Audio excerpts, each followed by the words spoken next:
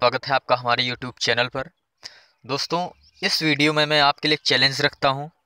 इस वीडियो में मैंने जीके के इम्पोर्टेंट 25 क्वेश्चन लिए हुए हैं जो कि पिछली कई परीक्षाओं में देखे गए हैं और इनके आगे भी आने की संभावना बनी हुई है।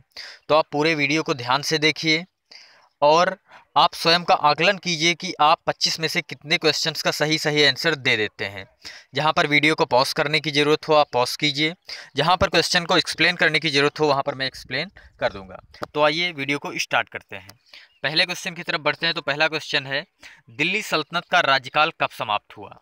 1498, 1526, 1565 या 1600? तो इसका सही आंसर है ऑप्शन नंबर बी, 1526।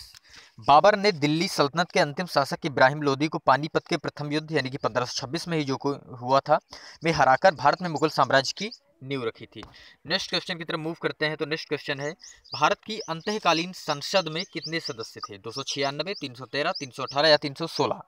तो आपका जो सही आंसर है वो है ऑप्शन नंबर ए, 296। 1950 में संसद सदस्यों की कुल संख्या 296 थी। अगले वर्ष राजसी राज्यों के प्रतिनिधियों को मिलाकर कुल संख्या 313 हो गई थी। नेक्स्ट क्वेश्चन की तरफ मूव करते हैं। तो यह है, 2 अक्टूबर को महात्मा गांधी का जन्म दिवस अंतर्राष्ट्रीय अहिंसा दिवस के रूप में मनाने का निर्णय कहां पर लिया गया था? आप सारे ऑप्शन को ध्यान से देखिए। अंतर्राष्ट्रीय भारतीय विद्या सम्मेलन, सत्याग्रह शताब्दी सम्मेलन, कांग्रेस स्थापना दिवस समारोह या इनमें से कोई नहीं? तो जो इसका सही आंसर है वो है ऑप्शन नंबर बी, सत्याग्रह शताब्दी सम्मेलन। ठीक है। नेक्स्ट क्वेश्चन की तरफ मूव करें।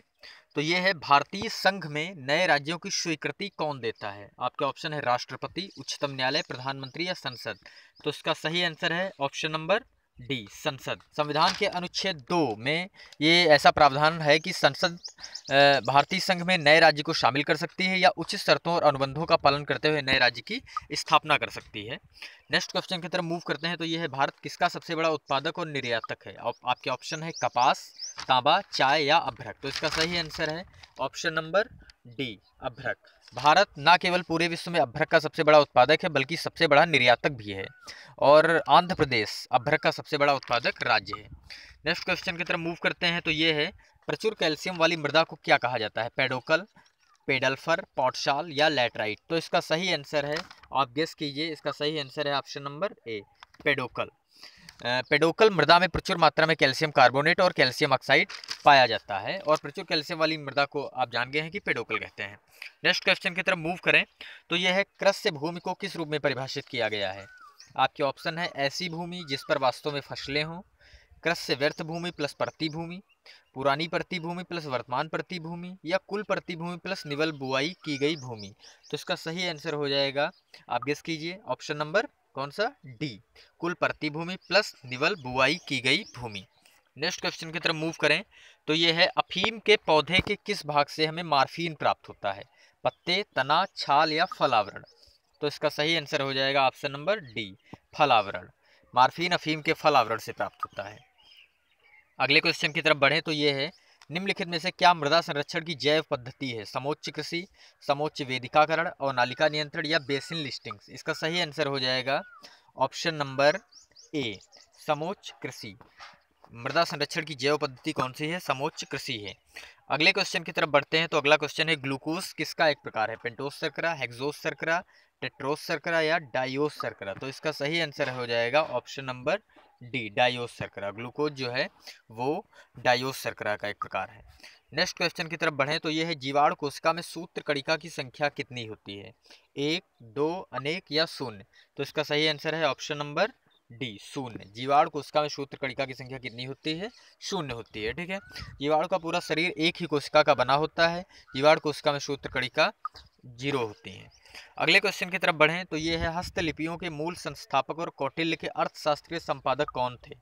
Shrikant Shastri, Shrinivas Iyengar, R Ramashastri, William Jones?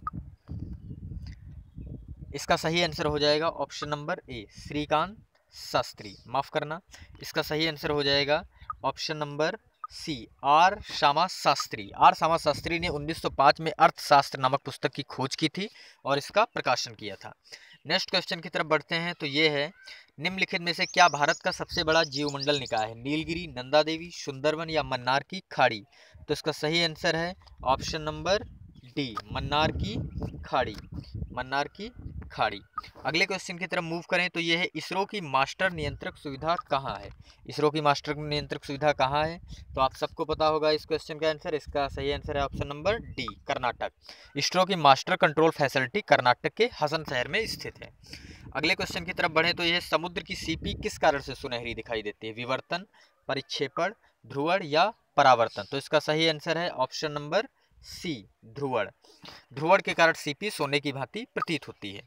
अगले क्वेश्चन की तरफ बढ़े तो यह है एक वस्तु इतनी दूरी तय करती है जो सीधे समय के वर्ग के समानुपातिक हो। इसका त्वरण है वर्धमान, ह्रासमान, शून्य, अपरिवर्ती। तो आप गेस कीजिए, इसका सही आंसर हो जाएगा ऑप्शन नंबर डी अपरिवर्ती।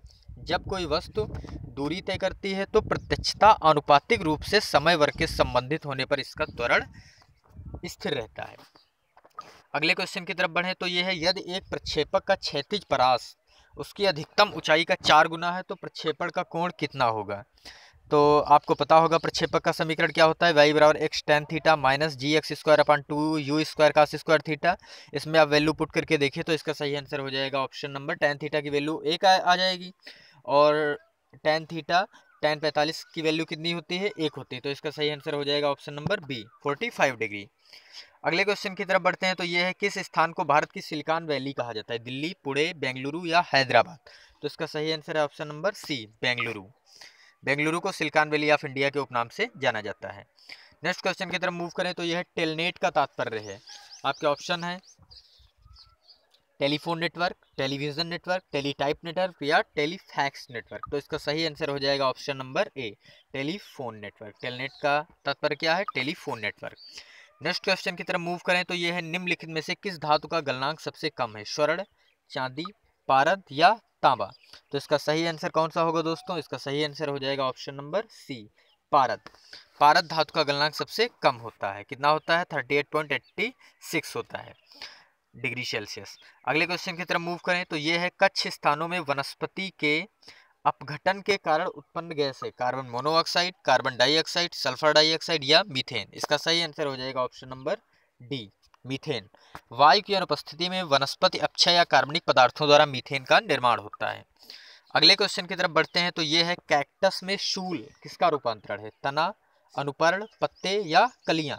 तो इसका सही आंसर दोस्तों आप गेस कीजिए कौन सा होगा। इसका सही आंसर हो जाएगा ऑप्शन नंबर सी पत्ते।